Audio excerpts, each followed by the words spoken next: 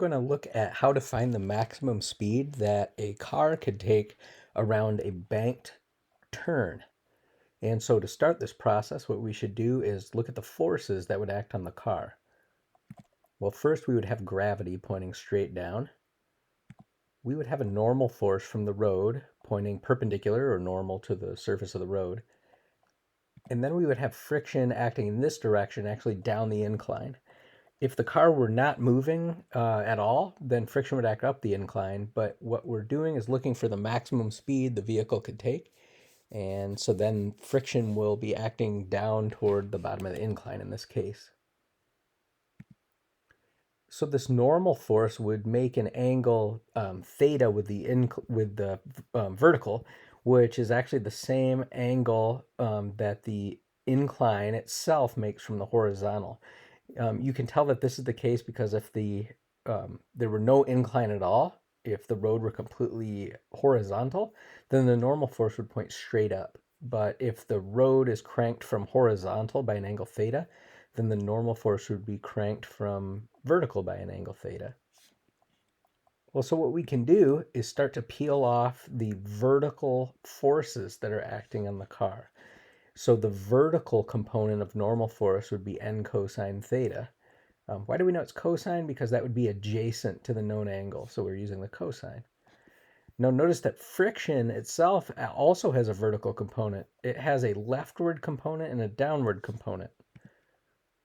Well, we can peel off that downward component if we know what this angle is here between the friction force and the horizontal.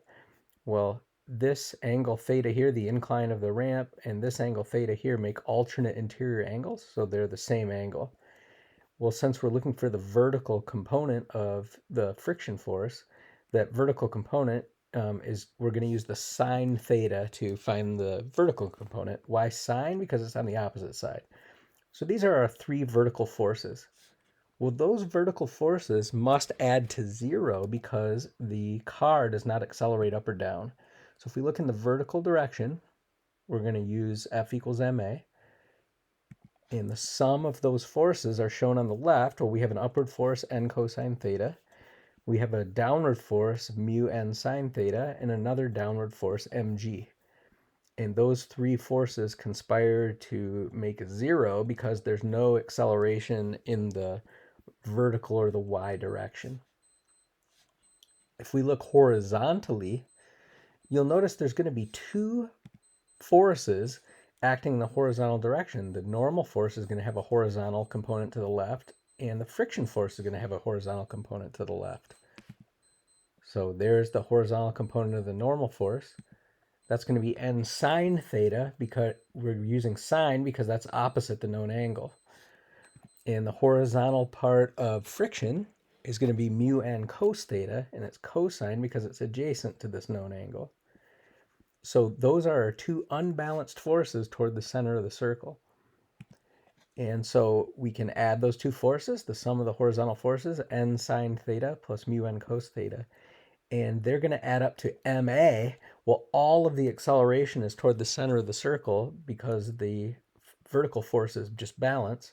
They're unbalanced toward the center of the circle. And so we'll get this centripetal acceleration v squared over r toward the center of the circle. Well, so you notice now if our goal is to solve for the maximum speed that this car can take around the curve, we now have enough information to do it because using these two expressions here, the physics is now done. We just have some math to do to use the bottom red equation and the bottom green equation together to solve for the speed. And so let's use those two together to do that. So again, just to recap, this picture on the upper right is those are all three of the forces that act on the car while it's cruising at max speed around the curve. The vertical forces are shown here in green, and if you add them all together, you'd have n cos theta minus mu n sine theta minus mg. Those conspire to make zero. What I'm going to do here is solve actually for the normal force, because that's sort of actually the only variable really here. The mass, of course, is a variable, but in this given problem, it would be a constant, assuming the car is not changing mass. And so what we're going to do is we're just going to solve for the normal force in this case. what I'm going to do is pull the normal force out of the first two terms, just sort of factor it out. And then using this middle equation, I can just solve for the normal force. So it's going to be mg divided by a number that, given the specific angle and coefficient of friction, we could find the normal force. And so now what we can do is look in the horizontal direction. Here are two horizontal forces, the red ones, and those guys add up to be mv squared over r, as we saw before.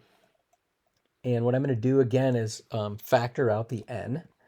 So I just pulled it out of the first two terms. Well, n is kind of here as this annoying variable, but we have an expression for it up here in green.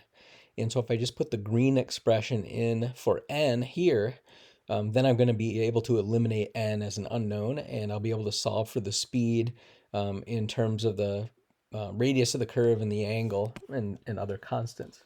Well, so let's do that. We're just going to substitute the expression that's in green in here for the n.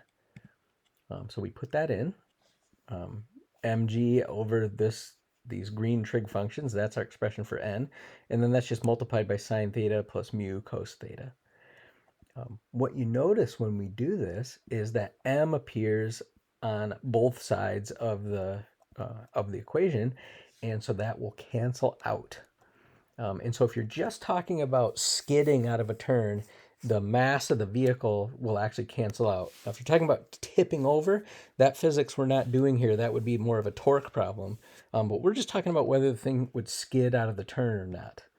And so the mass will not be relevant for that. It'll cancel out. And so then what we're left with is, well, an expression for v. If we isolate v, we're just going to multiply the r over. And we have an expression, well, for v squared. I just left it in terms of v squared, so I wouldn't have to write a radical here. You can, of course, take the square root of both sides if you want to find the speed. So this relationship, given the angle of the ramp and the coefficient of friction of the ramp, would allow you to figure out the speed that you could take. Of course, depending on the radius of curvature of the of your little exit ramp here, of your track, your circular track that this thing is driving around. Well, so this expression, again, if you fix the angle of the ramp and the radius of curvature, you can learn how fast the car can go around the ramp. So that's how you set it up.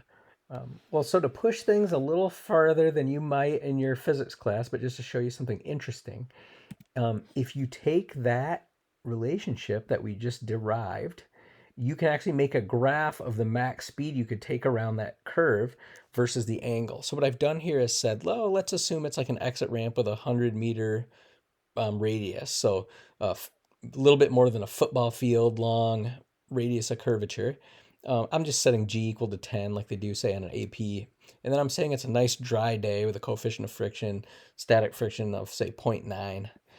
And so what you notice is if you do not bank the curve at all, then this vehicle would be able to go 30 meters per second without skidding out of the turn. So that would be at a bank angle of 0 degrees. If you start banking the turn properly, so in other words, if this vehicle's turning to the left, you of course want to bank it so it's kind of tipped like this. You notice as you bank this thing, the maximum speed at which you can take the curve starts rising and rising and rising, and you even get to some crazy speeds like 150 meters per second would be a maximum speed before the car would skid out at, say, what is this, about 45 degrees of bank on this 100-meter radius turn.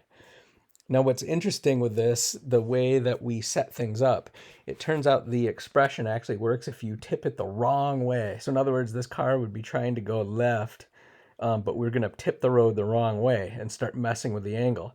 Well, clearly, since we're tipping it the wrong way, if the car's trying to turn left, the more we tip it, the easier it will be for the car to skid out. It will not be able to go as fast.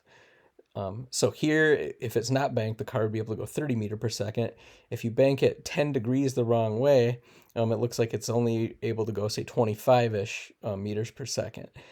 Well, if you keep tipping this thing the wrong way, eventually you get to an angle that's a little bit more than, say, 42 degrees tipped the wrong way, where the car would start to slide down the incline. um, Even if it wasn't moving, the incline is not able to, the friction of the incline wouldn't be able to stop the car from sliding, even if the car wasn't driving at all. So this is just an interesting curve showing the behavior. If you fix the radius of curvature, and then again just using g equals 10, and coefficient of friction of a nice dry day of rubber on concrete of about rubber on asphalt of about 0.9.